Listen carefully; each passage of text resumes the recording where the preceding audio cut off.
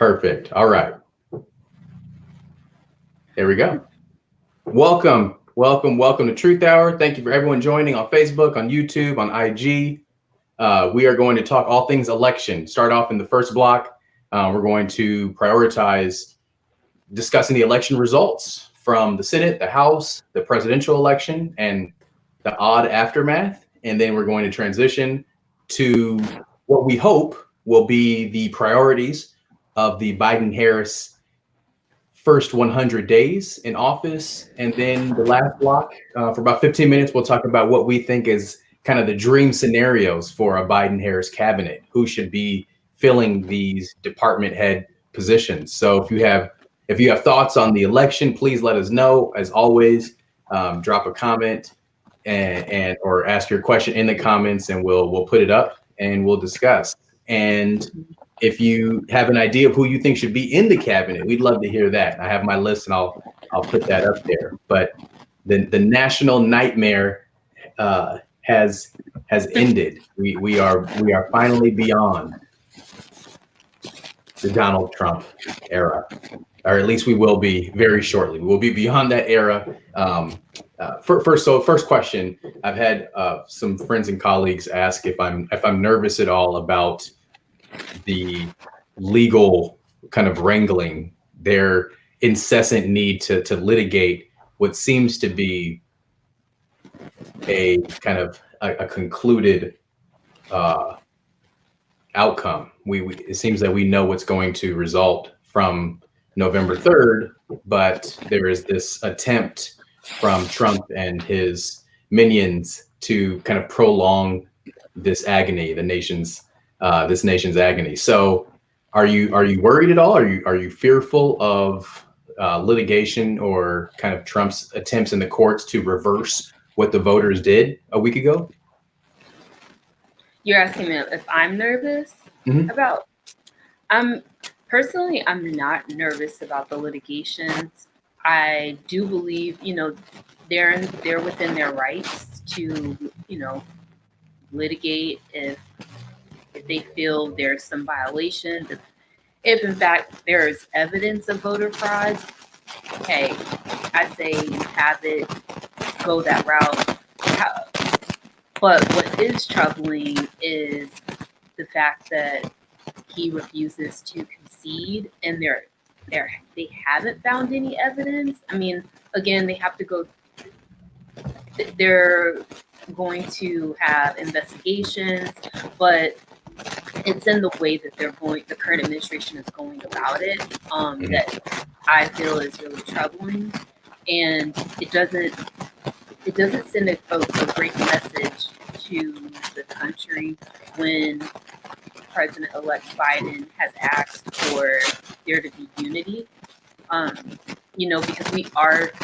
the country's trying to turn a chapter. And in order for us to do that, we need to be united. We need to be united in that. And it doesn't help when the president is saying that he refuses to concede, and then he's somehow been able to intimidate other Republican members, some in leadership, some that are not, and they refuse to say that the president should concede. And it's just not helpful, because all that does is just add fuel to their base, and it just continues this rhetoric going forward into the new year and into, again, a new administration. So I personally am not worried. I believe that President Biden, and I'm already going to say President Biden, but him and Kamala Harris, I believe that they will in fact have their administration and will move forward. There will not be a Trump 2021 and onward. No. Well, technically there will be until January 19th. Well, yeah, until January 20th at 11:59 a.m. Right. There will be. But what I'm saying is because Secretary Pompeo was today at a news conference, he was saying that he looked forward to the transition for the current president.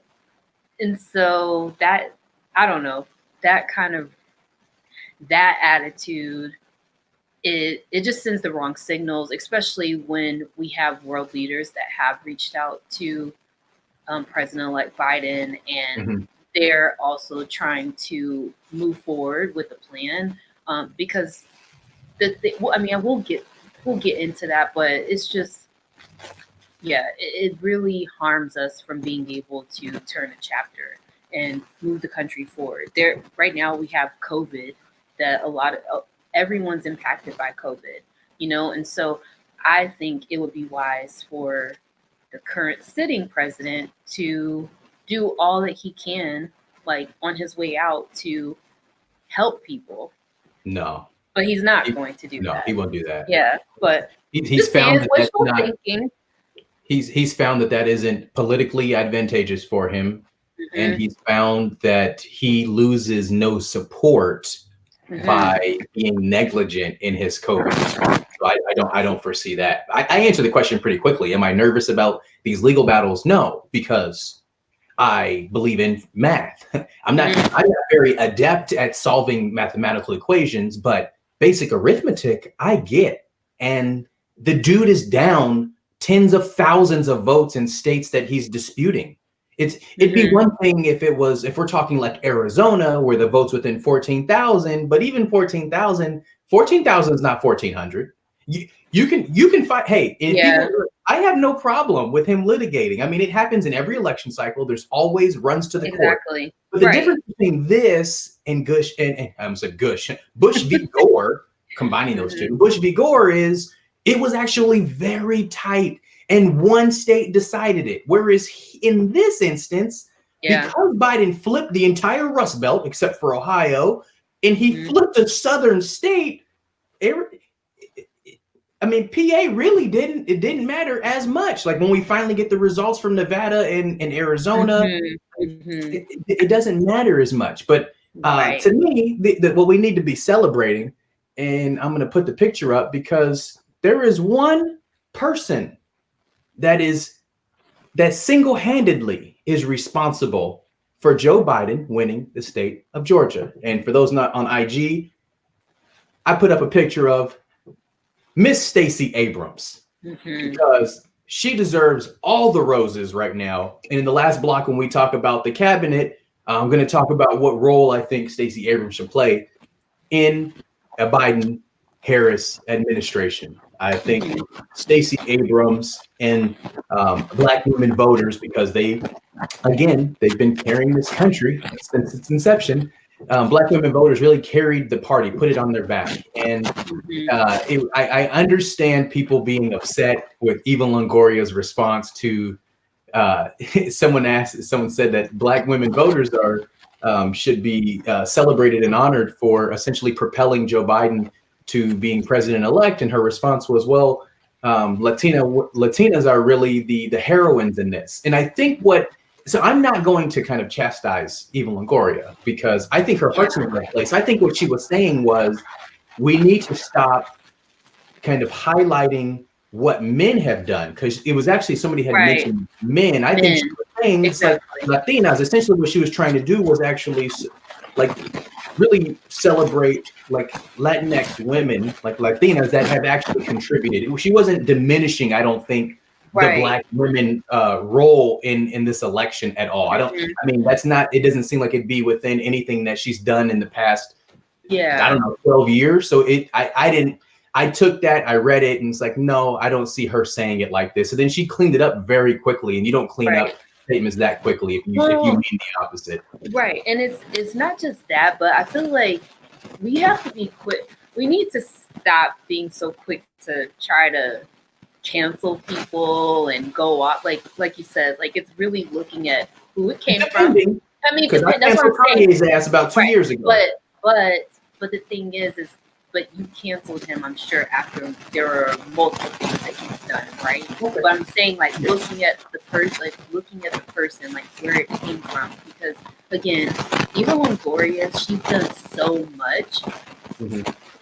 She's done so much to make sure that we've had Latinx voters, women women of color show up, and she's been part of the coalition for a while. And I don't think that she listens to people trying to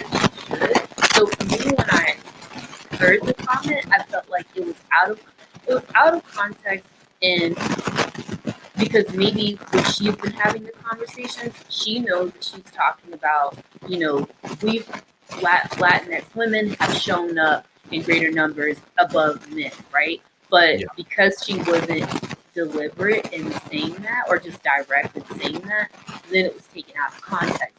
But if you know like the role she served and the work that she's been doing, I don't think that people would have reacted in the way that they did. Because by all means, I definitely don't think that she was trying to take away from Black women, and even Kerry Washington, who also served as a surrogate with her in this. Like they've been doing a lot of work, and I feel like for celebrities, they are up there in terms of what it looks like to really use your platform.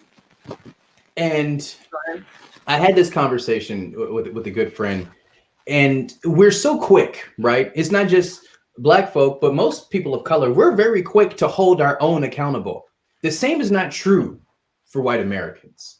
And had Eva Longoria been, I don't know, Eve Williams, right? Like I don't think that there would have been the same response to her statement. We hold our own accountable, sometimes to our own demise.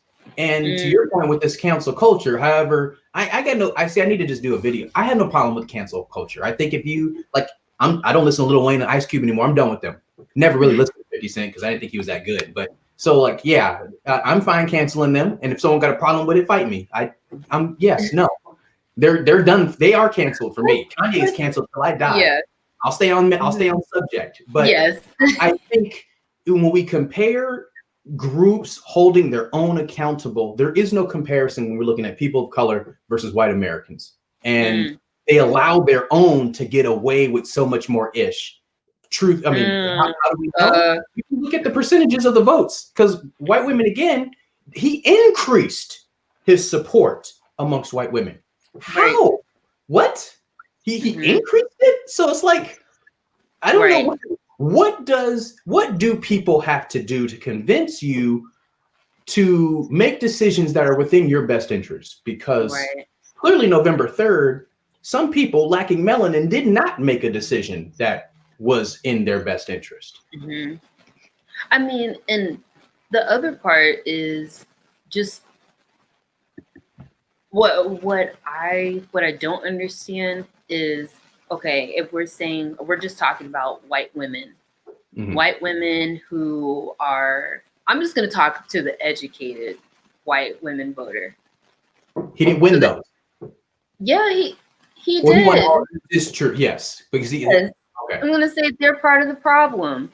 I mean, if you're educated and so educated single white women, educated women that have families, I feel like in both groups, you are definitely touched by policies things that he's trying to take away from you. So I understand how it's us, it's us against you. It's a them, and it shouldn't be that way. Yeah. And so it's interesting because we're not talking, we're talking about, one, already the basic principle is humanity. Integrity, all of those things. Apparently they don't care about that. Noted. But then when we're talking about healthcare, different things in the workplace, we're talking about education, we're talking about sexual assault, all of these things that have been stripped away, like protections for people. I don't understand why that doesn't connect. Because I would think, go ahead. Here's why. And this is what people, despite what happened in 2016, fail to grasp. And this is kind of the cognitive dissonance of this country. Because you even said educated white women. So because I'm giving them credit that they know better. Sure, precisely. They understand the differences in policies.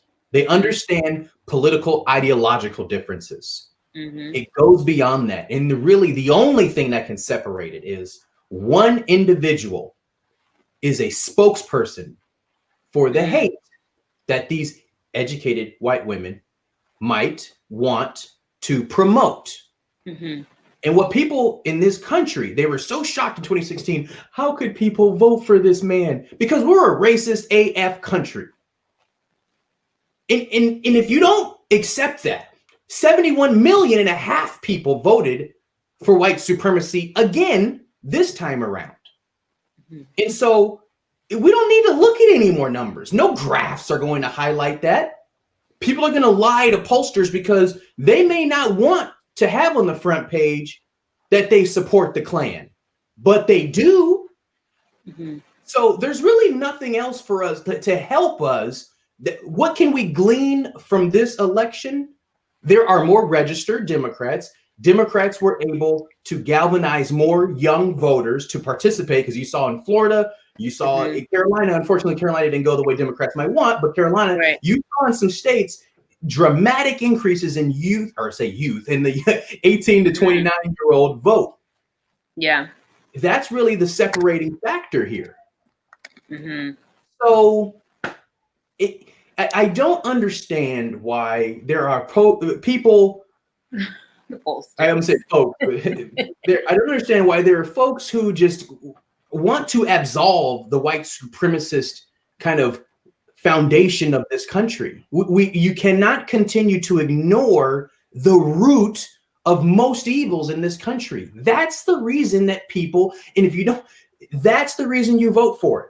And you say, well, Cliff, everyone that votes for him is not racist. No, but they're accepting and complicit in his racism. And that's worse. Mm. If you're not a rapist, you probably wouldn't vote for Bill Cosby, right? It's the same concept. If you're not a white supremacist, you probably don't vote for Donald Trump. Sorry, but I'm not sorry, because the facts are, if you look at his history as discriminating in housing projects in New York, calling for the execution of innocent Black teenagers, banning Muslims from entering the country, referring to the first thing that he did. So it's like coming down the escalator. There is nothing within this man's history in the past 50 years in this country that would indicate to us that he doesn't harbor racial animus. And if you act like you don't know that, you're lying, not just to yourself, but to everyone around you. So of course you espouse those views if you vote for him. And this is the scary thing for me. 71.5 million people voted for him. So what does that mean?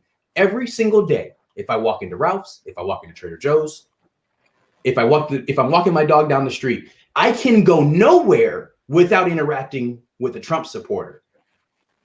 I fear for my safety because of that, because they see how he incites violence. They see how he incites anger. They see his fear mongering, and they still support him. That means they don't care about me or anyone that looks like me. Mm-hmm. And this is a conversation that I was having with other people, the last few days, is that also shows us, one, where we are as a country. And even though people were out there this summer, they're throwing up their signs, Black Lives Matter, you're putting it on, putting on your social media, all of this, it really goes to show that at the end of the day, you're still unwilling to stand up against the injustice of Black people and brown people.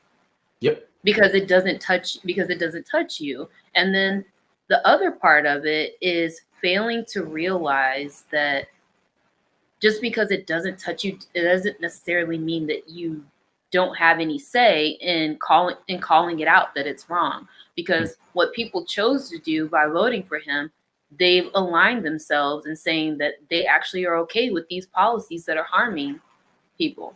That I just don't understand it, because that means that you are the same person that if you were to hear something in the workplace, you wouldn't have my back. You wouldn't correct it. So yeah, that part I think was the hardest thing to grapple as we were waiting for the results, is just seeing that number continue to increase and for it to be split down the middle. That really hurt. I'm saying 4.5 million. Well, yeah, now, but I'm saying but as we were still waiting for the numbers, it's just still to see that the country is real. I didn't want to believe that. Sure, I knew that Donald Trump would receive a lot of votes, but Did I think that it would? Did I think it would be to that extent? No, I did not. And part of my problem is that a lot of people that are Christians, they were saying online, their main issue was pro-life. And what I don't understand, like for me, how do you then reconcile life after birth? Like once the child is here. So because no one is saying that Black Lives Matter. Like the ones who are pro-life are the same people that refuse to say Black Lives Matter. Yeah. And so I just feel like, right, certain lives. So it's like these are conversations that we need to have. And I think that we have to do better in terms of like when we're building these relationships like with other faith groups. Mainly it is Christians, but yeah, I'll leave it there because that's another. Go ahead. Before we transition to the first 100 days conversation, I wanted to address the results in the Senate because that can't go unsaid, and I wanted to address the House result, the Senate result, because I think it's telling and I think it's important, and I hope folks jump in here if they. I'll put the banner back up if you have questions. So I view this election as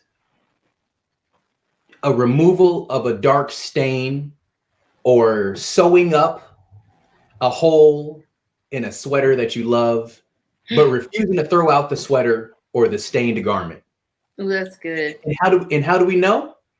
Because 4.5 million more people voted for Biden than for Trump. But the Republicans are going to retain control of the Senate, most likely.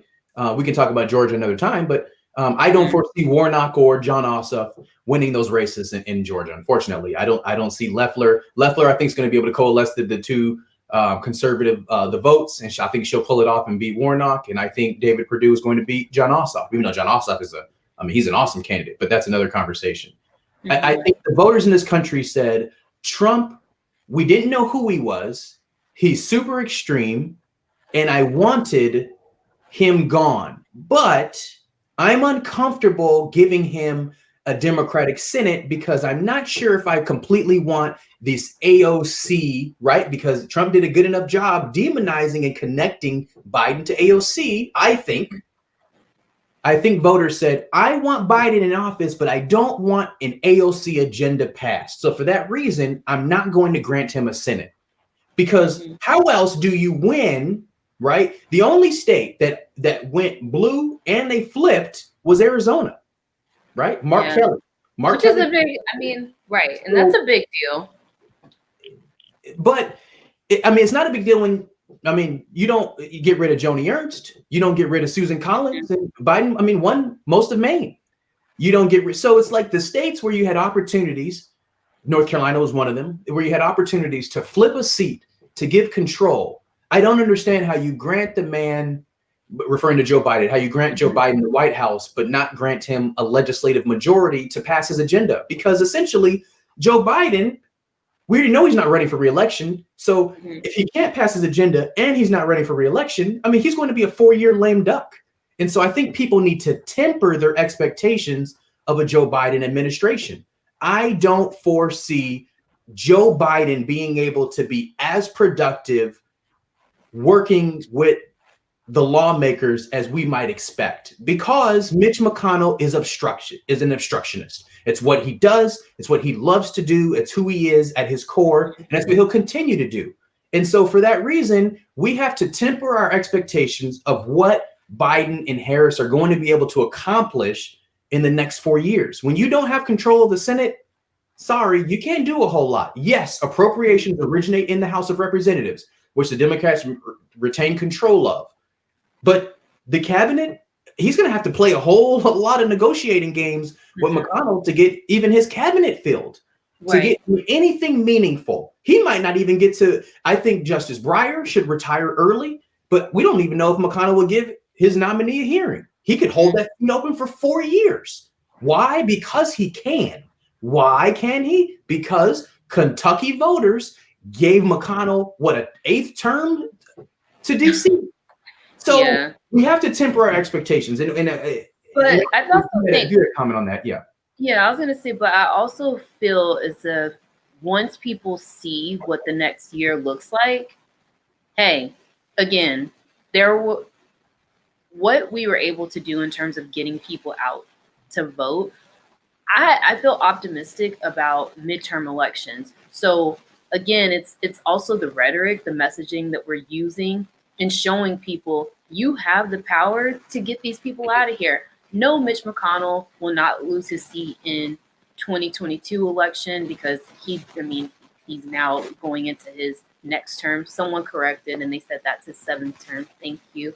Thank you. But the thing is that there's also other senators that can be unseated. And so again, it's just making sure voters know that they have the power to take these people, hold folks accountable. Because I guess like what you're saying, like tempering our expectations, we have to remember these things don't happen in one cycle. It takes time. That's what, this is part of the issue this is part of the problem that the Obama administration had, is that they had that huge wave of Republicans come in. They had losses in 2010. So then it tempered us then to where, our expectations of, okay, what policies could pass? What policies was he able to get through? Luckily he had a re-election, but again, there are a lot of things that really should have happened in the first part of the Obama administration. I'm not going to go through that right now because we'll talk about Biden's first 100 days and differences that 2014. we would like to see. No, but red wave, not 2010, because they passed ACA in 2010, so it couldn't have been 2010. Yeah, the fall of 2010, after the ACA had passed. Oh, right after. Okay. Yeah, that's what I'm saying. Cliff, work with me. But but I'm just saying, but also 2014 was very disappointing as well. But I'm just saying, but 2010 is is where a lot of that started. And then once you have a foothold like that, of course they're gonna try to keep that.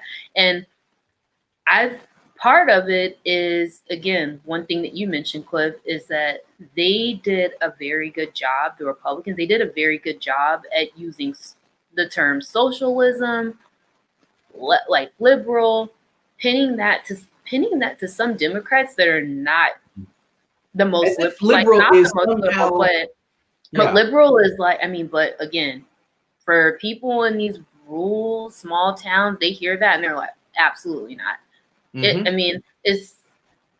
So the thing is that they, in terms of messaging,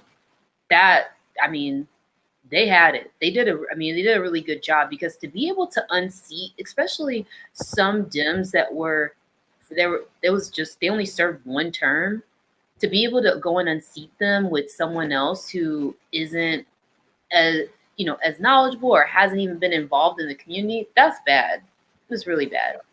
Oh, go ahead, Cliff, with, I don't know which comment you're referring to. I thought you were going to read it. Which one? Oh, okay. Let me go back up. I don't know your name, so I apologize, but it's Weasel13. I was confused to why so many people thought there would be a blue wave. I'm not shocked by the lack of seats the Dems got in Congress. Yeah, again, but this is also, we will talk about this, if not today, but in the coming weeks. Dem strategy has to change. It has to. It starts with people like Nancy Pelosi stepping aside. Yeah, she needs to go. Not go out of the Congress. Not out of Congress, but somebody else should have the gavel. Right. They need somebody else in leadership. And Cliff and I, literally, we were going through the members just talking about, who could probably step into leadership. The other thing is, there was this race, and so just again, as we're talking about Dems thinking that they could, I guess, rush some of these people in and win over seats that have been held by Republicans. Yeah, is finding a likable candidate. We had him. No, John Ossoff is tremendous candidate. No, I'm not talking about him. I'm saying Kentucky, tremendous candidate. You're talking about the one for Senate? Yes. Okay. But I'm saying, those are also, look, in Montana, he was a governor a popular governor. So it's not like we had bad candidates. Bush should have won, but he didn't because voters do what they do, right? Ossoff should have won in Georgia, but so this is what I'm talking about. You vote for Biden, but then you vote for David Perdue. Like, right. What? It couldn't be polar opposite. But that's why I'm saying. I think then it then boils down to messaging. Like, what are we saying? What are we saying then when when we're doing our messaging? Yeah. I mean, because it gets really messy towards the end. I mean, of campaigns. So I'm just saying, like, there has to be a different strategy that we're using, and also keeping in mind COVID and not being able to actually go door to door. That makes a difference as well.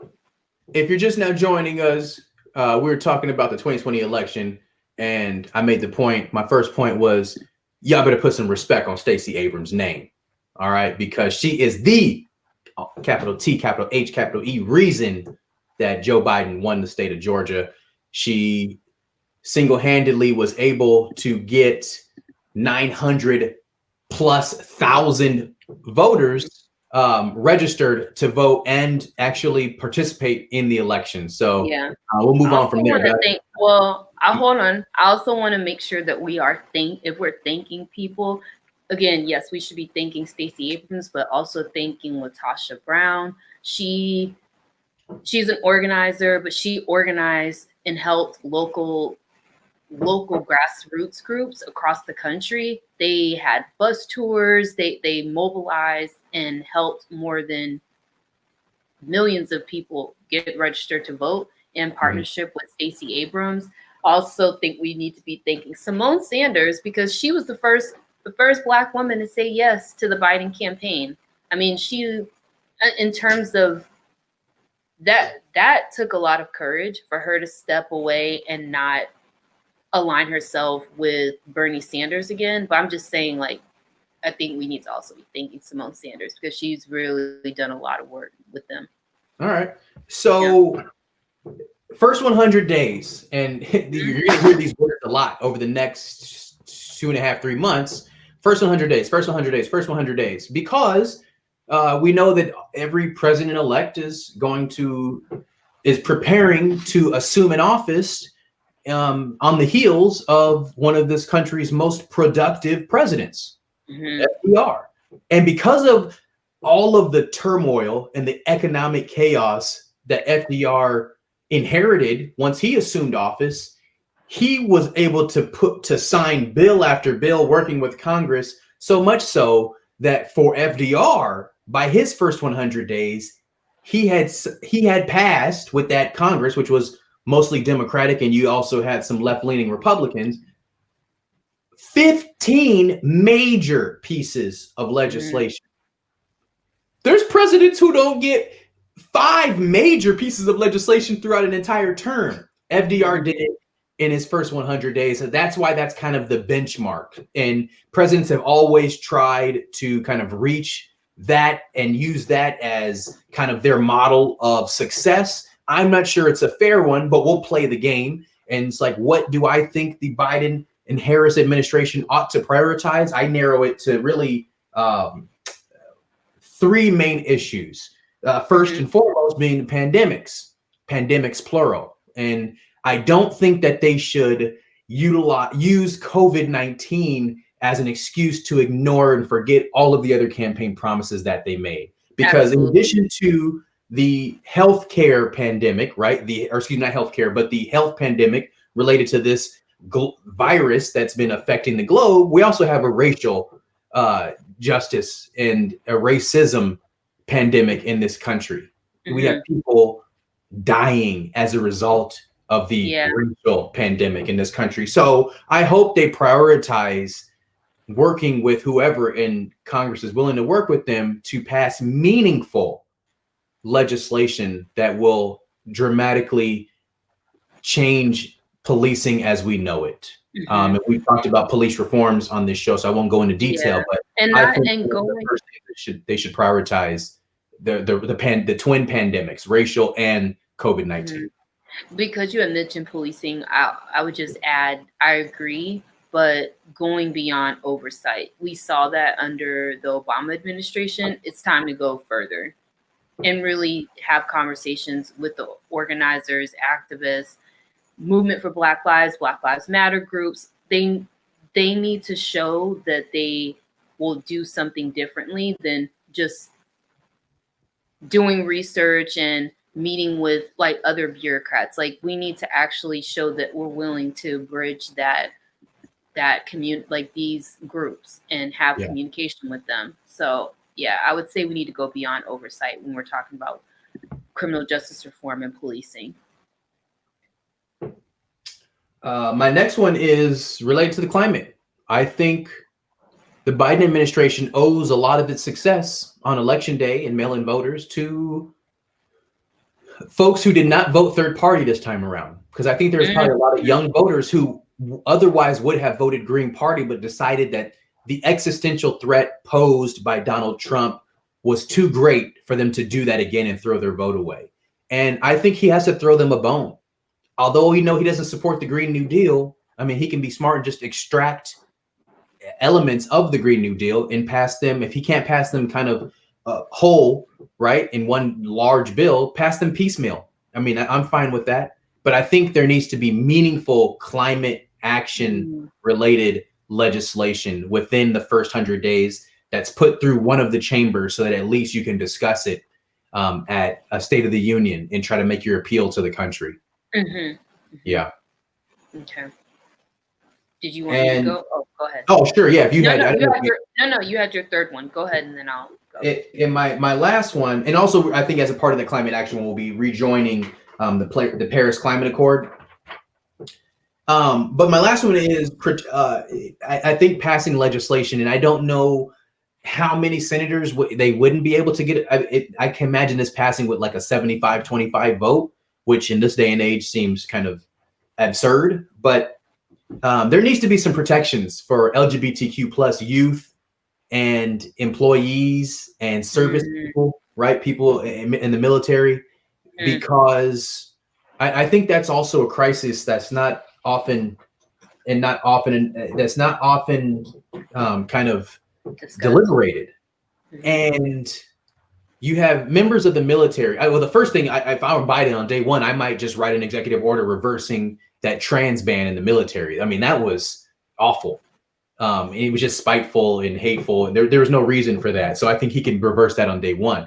But even beyond that, I mean, I think there's support that he can offer to LGBTQ plus youth and to employees to make sure that you're not fired because of your orientation or because of who you love or who you like, right? So I think there's some things that he can do to get us to this century somehow. Yeah. Yeah. So I'm aligned with your the first two. So when you were talking about the pandemics, like, I think that those have to be coupled together. And even if it is separate, then I guess I have four. Definitely it's addressing coronavirus, and, with that is the economy and how we're going to make sure they have jobs, and making sure people aren't evicted from their homes, because we already have a homelessness crisis in America. But going into the new year, this is very troubling, because, the laws that they have in place right now only protected people for a certain amount of time. And so that's something that needs to be addressed, providing relief to them. But again, one of the things that you said, racism, is Biden is in a unique opportunity, because he's not a Black man coming into this role. I think that if that was something that they wanted to address during the Obama administration, we all are aware, like, he wouldn't have been able to do that. And so I think by having Kamala Harris as his VP, they now have the opportunity to really push the country in a new direction and begin to really address those systemic issues. So I would say definitely it's addressing those two things. And in terms of climate change, definitely we need to sign on to the Paris Climate Accord. We need to make sure that that we're protecting research, because I think that during this current administration, they've pulled out so many things, and we have not been able to fund research here in the country. And Mhm. then the third thing that I would say that needs to be addressed is immigration. We cannot wait until that has to be something that they address.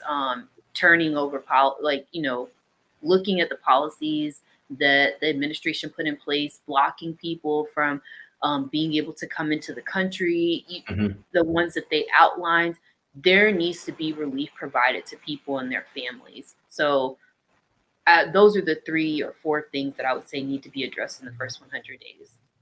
All right.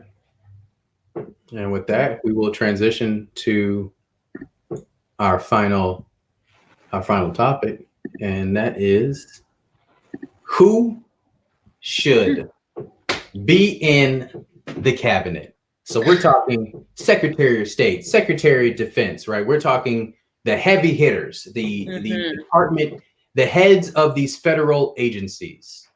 And there's some prized, I think, roles within the cabinet.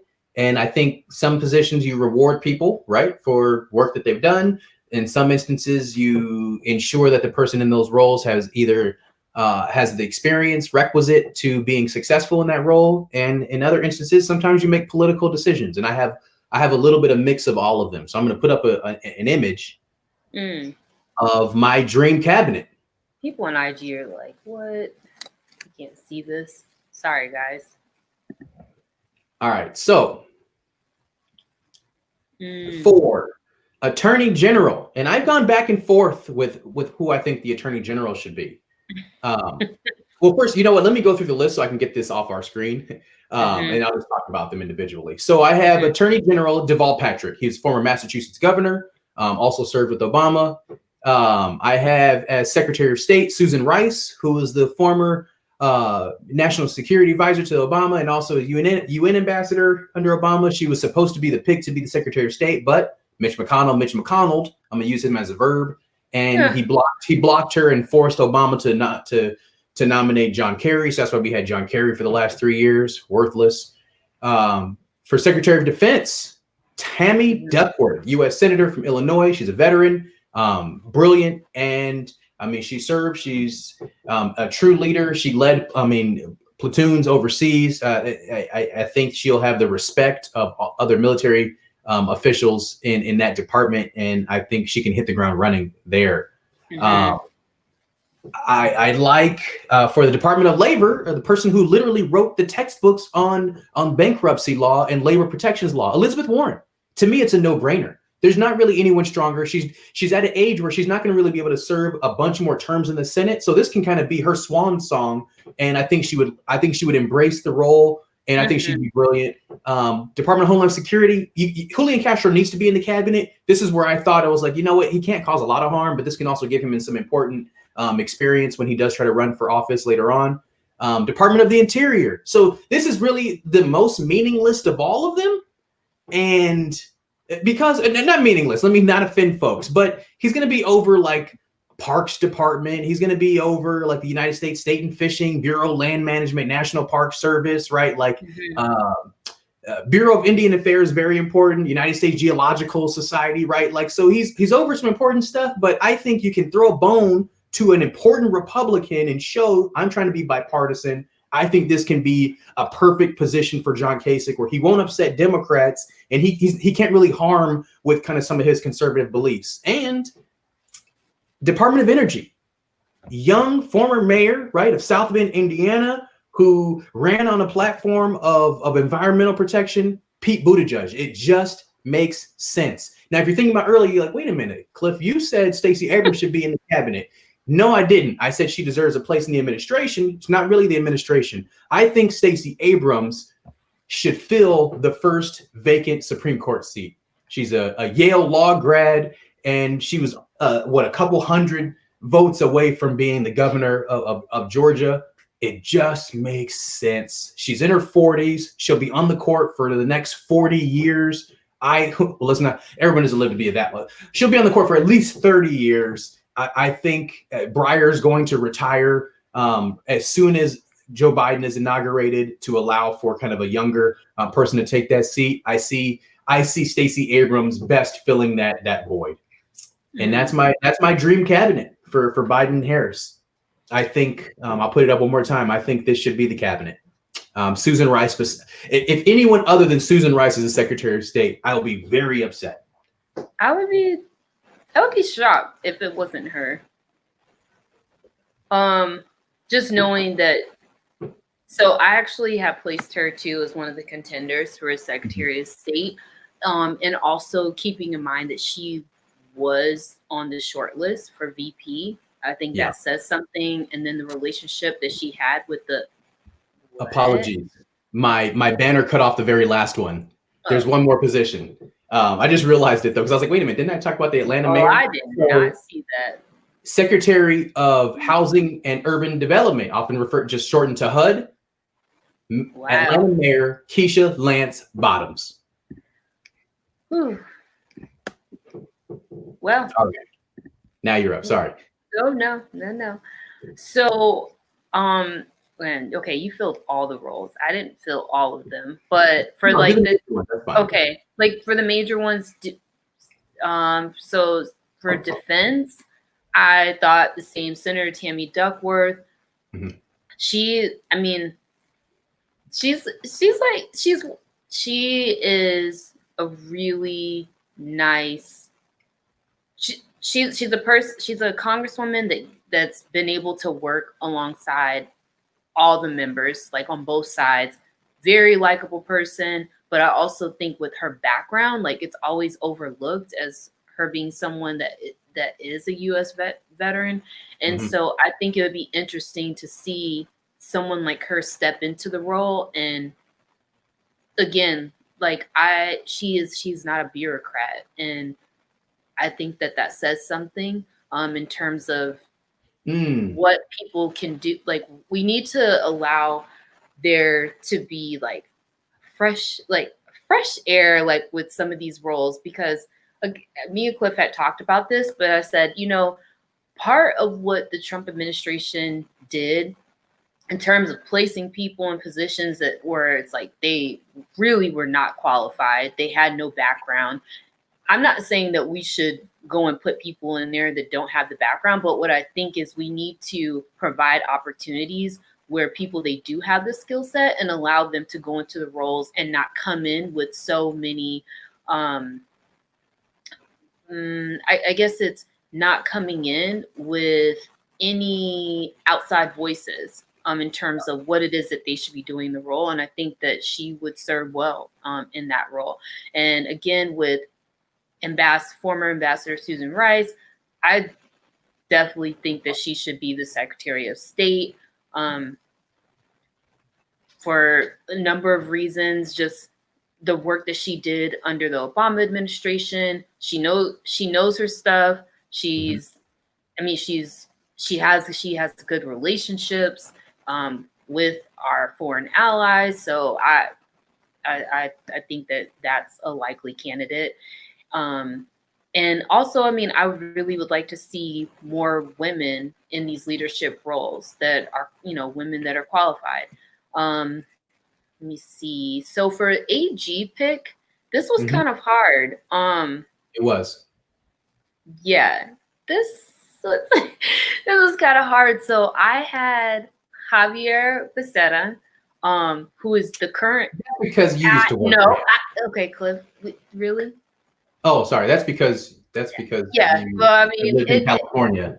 No. Other than the fact that I'm thinking about people again. Representation.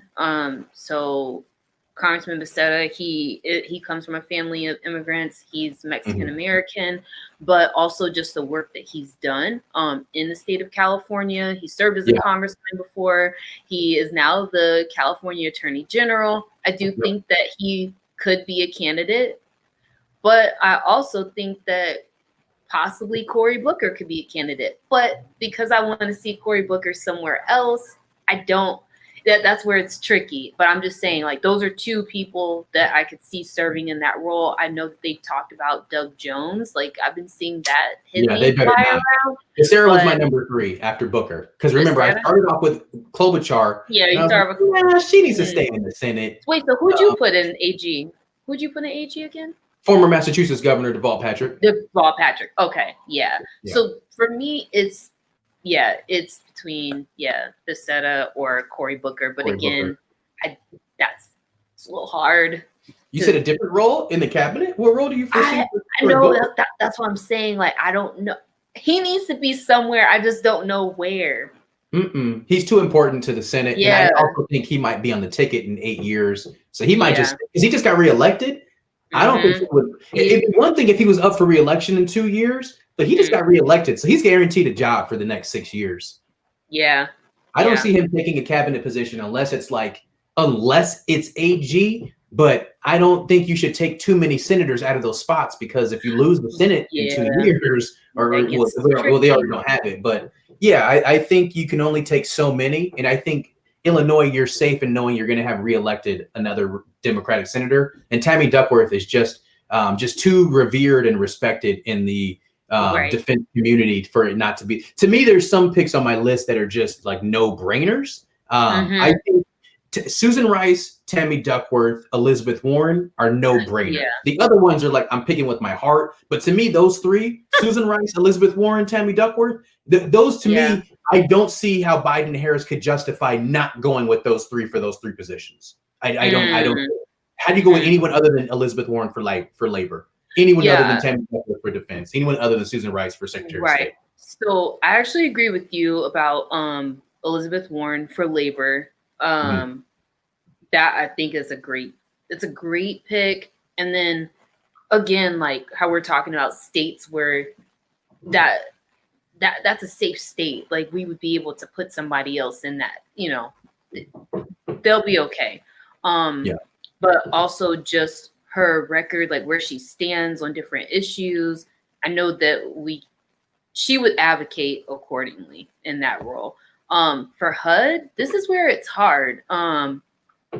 It's interesting that you brought up Mayor Keisha Lance Bottoms. So I have been hearing her name float around, but then I also thought about Rep. Karen Bass, because her name had been floated around. She was also on the short list. She's older.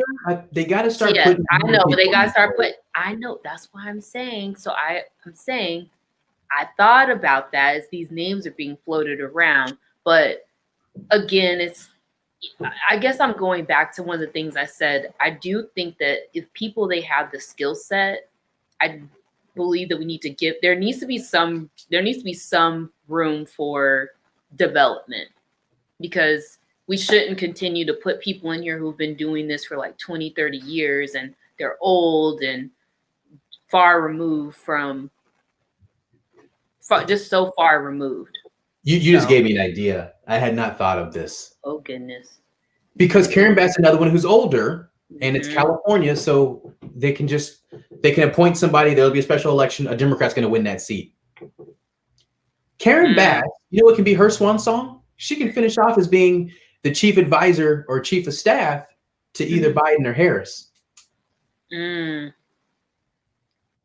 shall see. We shall see. We shall. And yeah, that's it. For like the top ones, I'm sure that we'll talk about these more, because word is they plan to start announcing. Well, they said that they plan to make some calls to people. Make calls to people before Thanksgiving. I hope that they're talking about remaining hush and they're making sure people do not let it slip, because if they release anything before the Electoral College confirms, they're going to get these people demonized before they're able to take these positions. You don't want them demonized in the news, because you're going to have the Fox Newses of the world and the Breitbarts of the world start to put this perception of these folks in folks' head before they can even vote on them in January. So I am uncomfortable with them naming anyone prior to December 20th. Well, Cliff, you could take that up with the senior staff. I'm just telling you what the news outlets are saying. They don't call me because they know better. They know I'm I'm a just shooter telling you. straight. I'm just telling you that's what they're saying. But I hear that though, and I also think it'll just be the same like as we're kind of how we're having these conversations, and we know like what's been put out there. It'll probably be more of that, and they'll just hold on to that information. Like the people that have been contacted, they'll know that they're on the short list. So we made predictions last week, and I just want to remind folks that I held up a newspaper when Kamala was named his VP running mate, and I said Pennsylvania is going to put Biden over the top, and he's going to win. And so this was the headline that we get, right? This is one of many headlines, but Biden, Harris, and history, right? These two.